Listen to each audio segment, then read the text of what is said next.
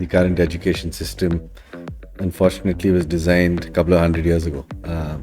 It was designed for the industrial era, and it did a very good job for that era. It was a time where they needed people on the shop floor, where knowledge had to be memorized, and you had to follow instructions to the T. You're doing a club, saying the podcast. Now, why can't I teach you engineering through this podcast? How does the camera work? Can I break that camera open? Now, can I teach you the electronics of it? Can I teach you sound engineering? Can I teach you camera angles? Can I teach you the software that goes into the hardware or the firmware in those cameras? I mean, ask your seniors, where did they learn the most? It's in the coffee shop outside the classroom, right? It's that engagement, it's that peer-to-peer, because you're talking about real life, you're talking about things. College is the final space where you make friends just because you like the person. This is a place you come to actually where social beings. I think college is about that socialness. If you look at it, that's what you spend most of your time, right? Talking to your friends and hanging out with them. And that's the real memory out of a college. So, how would you envision Atria IT to be there, Atria University to be there, and Atria Education to be there, as three separate entities? and there's three separate entities at this point. Eventually, it'll all be one entity. Hello, everybody. This is Anu from Atria Podcast Club. Hello everyone, this is President of Atria Podcast Club, Ikramasi, and we have with us Director of Atria Education, sir. On to you. Hello. Good evening. Hello, sir. I guess most of the people who are looking at the camera right now or at their screens know you way better than us. Before going through your past experience, we just wanted a small recap of the TEDx. You had told the most important part of education, how the system was before and right now. So, if you could give a small gist of it in this podcast. I think for me, the current education system, unfortunately, was designed a couple of hundred years ago. It was designed for the industrial era, and it did a very good job for that era. It was a time where they needed people on the shop floor, where knowledge had to be memorized, and you had to follow instructions to the T. And that's the same thing that we're doing today. Unfortunately, in today's world, you have access to information on your fingertips. You don't need to memorize things. So what does education look like then? Because we're still only testing memory, because exams, by the way it's designed, can only test one thing. If you can memorize and mug something, and I've done that myself, I've memorized, mugged, gone written an exam, 2 hours later, I have no idea what I've written. So what is the point of that? What are we doing? We're wasting a lot of time. And imagine an undergraduate program, which is 4 years. You take even 5 hours a day into 300 days in a year, into 4 years. That is an immense amount of time that's wasted. So then why is someone going through this? So that's really where the idea came in, to say we need to relook at education, need to relook at what we're doing, as because it's a service. We're taking money from students, and it's a disservice that we're doing to them, because if you see, it's a clear mismatch, because industry is saying students are not capable or students are not ready for us. So then why are we doing this? So we're on that journey to say, what does it really look like in today's world, where information's at your fingertips? How do you create curriculum, or how do you deliver knowledge, understanding to students in a way that allows them to be ready for their future? And that's what Atria is trying to do, is trying to find those answers. That was a very great recap of the TEDx. So, coming to the point of today's particular special event, which is the alumni day, which is happening. I guess this is the first time it's happening this grand. This is what I'm assuming. We heard from all the alumni how their time passed was, how right now, how the things have changed in terms of infrastructure and all. As a governing body or a main management, how would you look like, from the perspective of, the past alumni, connection with current student groups? If you look at any great institution, it's actually their alma mater that matters. Whether you look at a Harvard, whether you look at an IIT, it's not necessarily what they teach, but a lot of people go there because of the alma mater. It's the network that they built, and I think Atria has had a legacy. Unfortunately, we've not uh, kept that in touch. I think we didn't invest a lot of time in building that alumni network, building that bond, and that pride of being part or being a Atrian. And I think for the last couple of years, we've been making that effort. But being the 25th year, we said, let's go all out. Let's really make that effort and show the alumni that they matter to us and we want them back. And we want them to see all the great things that we're doing also now and want them to be part of this journey. And we're hoping that this is a good kickstart to bring them back and make them feel like this is their home. And yeah, that's really why we did this, and it's great that so many people showed up. I didn't expect a lot of them to come. And it was nice to go down memory lane from the first batch to this building, and I was here that they're actually proud of what AT is doing today. I think there was that mismatch for some time. That's nice. So coming to your college days, like what were the scenarios back then and now it is like so different now. So what are you saying? Uh, Two things. One, I barely went to college. So I'm the wrong person to ask. But whatever little I did, not too much has changed yet.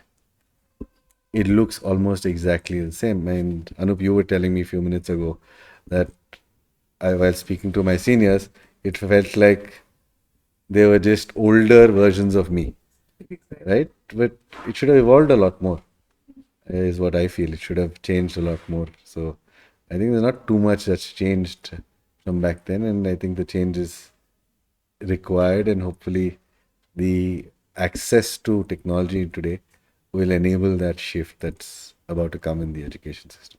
So, like the word which I mentioned, legacy, it's the same from whatever it was passed till now. So, in terms of a good word of a legacy, even the like the long prolonging the same thing as a whole. So, like there are two factors which come. Like there are some experiences, and then there's academics. So, in a perspective of management view, so how do you tackle these new upcoming things and give a proper as an example like student community clubs, something that is like an experience and versus academic, and like the opportunities for the new stuffs. Like I said, if you actually put 5-6 hours a day into 300 days in a year, is a lot of time.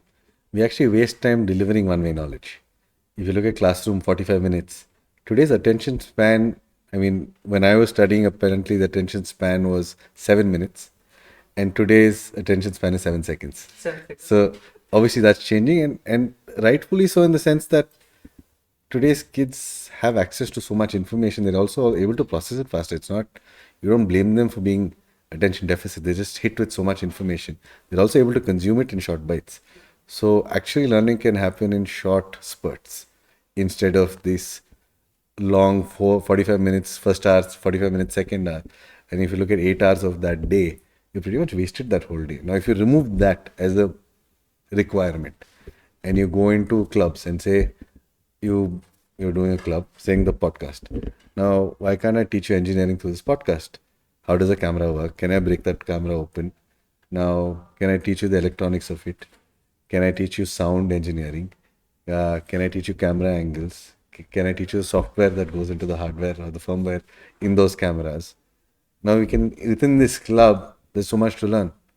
So why not create that practical learning environment? And that's, for me, if you do that, there's always enough time to have the experience and the learning. So I think it's just the intent of the people who've designed it many years ago and are too lazy to move from there. So we're all struggling through to break those things. And I think, but the opportunities there, you learn. I mean, ask anyone, ask your seniors, where did they learn the most? It's in the coffee shop outside the classroom, right? It's that engagement, is that peer to peer, because you're talking about real life, you're talking about things, you're talking about everything that's happening. So you actually learn from that. You didn't learn in your classroom. Very little learning happens in the classroom, right? So why not? Why don't you just shift it into that coffee shop? Why can't that become a college or a campus in itself? So it's finally learning. That's why you come to a college, to learn.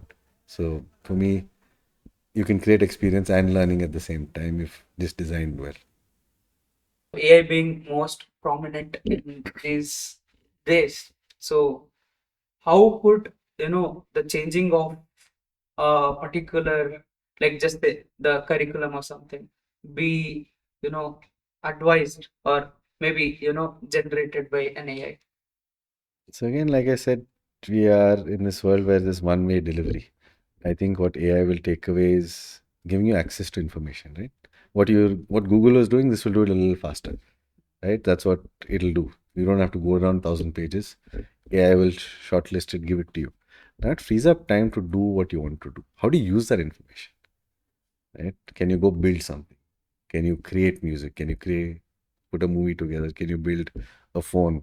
Can you build a car? Now you've got all this technical information that's coming to you in seconds, which normally took us months back in the day. If you'd like 10 years ago, I had to go read a book, I had to understand it, I had to process it. Now AI will do all of that for you. It'll process and give it to you and saying, here are the steps. Now you can go and build it, right? So it gives you a lot more time to do what you want to do. But beyond that, it'll take away the mundane work. So there's a large population that does these mindless work. What automation and AI will take away is that mindless work. What you will start now moving towards is higher consciousness of how do you solve those problems. And I think there's so many societal problems. If Google wanted to solve world hunger, they could have done it. I believe so. But we were busy solving various other things. Now, can we actually create an equitable world? Can we create a world where animals, human beings all have equal access to everything? Well, I mean, I think a university is a great place to do that. How do you build solutions for that? How do you use technology for it?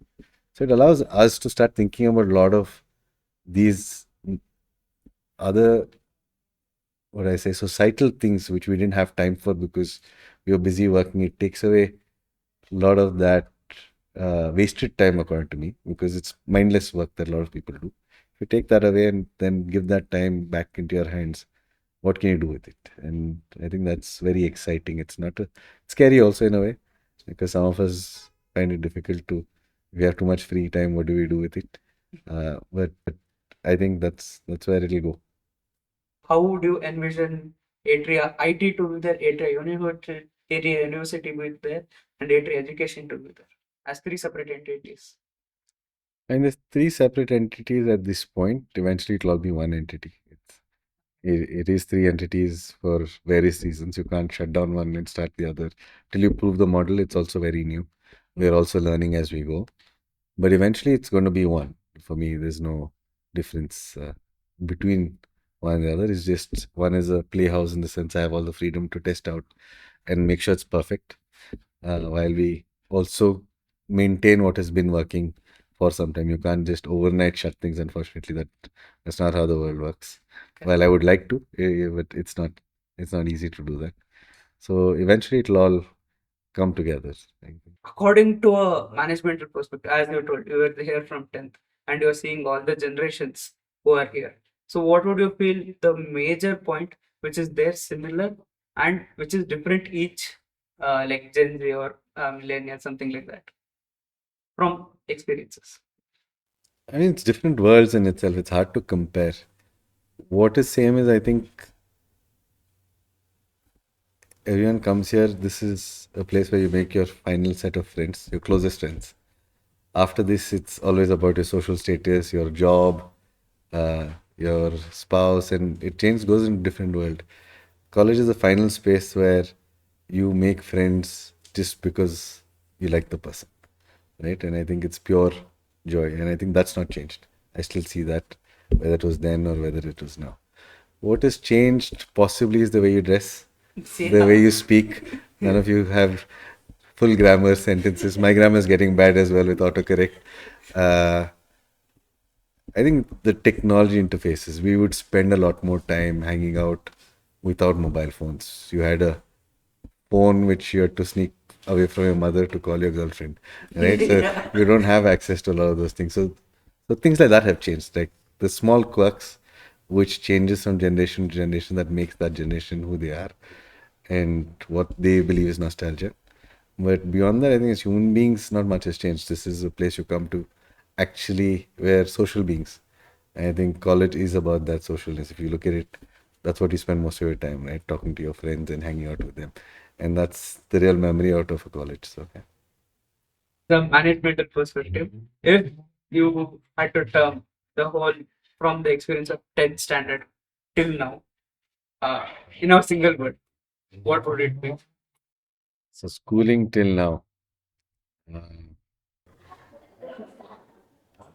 I don't think. I'm just telling this One is word. so brainstorm. It is hard. Like giving it a one word, it's very tough.